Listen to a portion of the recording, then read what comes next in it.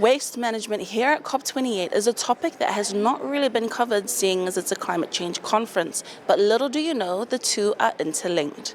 Plastic pollution, polystyrene, and much more. I think much of the proponents or many of the factions that are with climate are the same factions with plastics. You know, plastic pollution crisis is a climate crisis. They're pretty much linked at the hip. They're from the same tree. They're made from fossil fuels. So you got your polymers. Plastic polymers are pretty much petroleum based. So 99% of plastics are made from petroleum. So they are intrinsically linked. So much of the battles that are happening here are the same ones that are happening at the intergovernmental negotiations for a plastic treaty.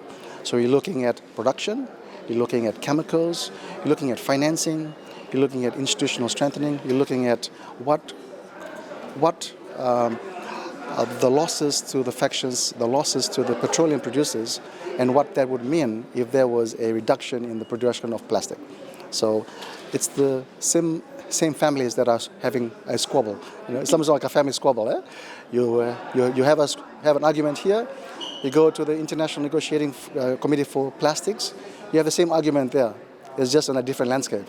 In many of the countries, the waste collection is not widely covered for the whole country. So in the Cook Islands, for example, you have 100% coverage of your waste collection. You have the luxury of that. In Samoa, they have 100% coverage. So when I say 100% coverage is that every village, every family gets their waste collected. In Fiji, that's not the case. In PNG, that's not the case. In Solomon Islands, that's not the case. So you have what we call informal settlements, squatters, where they have no waste collection. So what do they do with their waste? It gets piled up, or it gets thrown in the ocean, or it gets dumped. So in those informal settlements, we have dumpings, we have dump sites.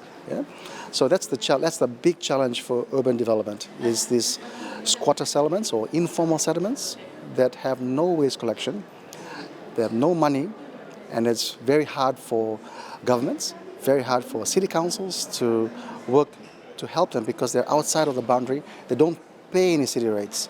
They're not in any formal boundary.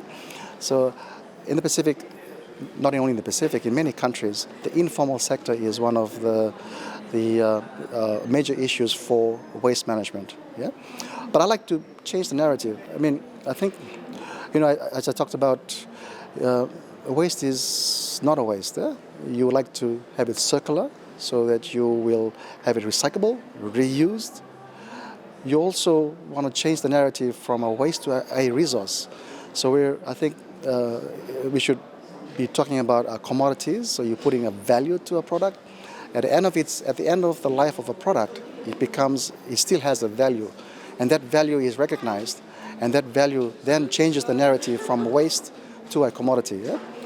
So I think if we think about that, if we all think about that, whenever you buy something, it is a commodity, and it has a commodity right through its life to when it can be recycled or reused. As we heard, waste management and pollution is fast-tracking, especially for the Pacific Islands. This is Mareva Cameron reporting for Pacifica TV.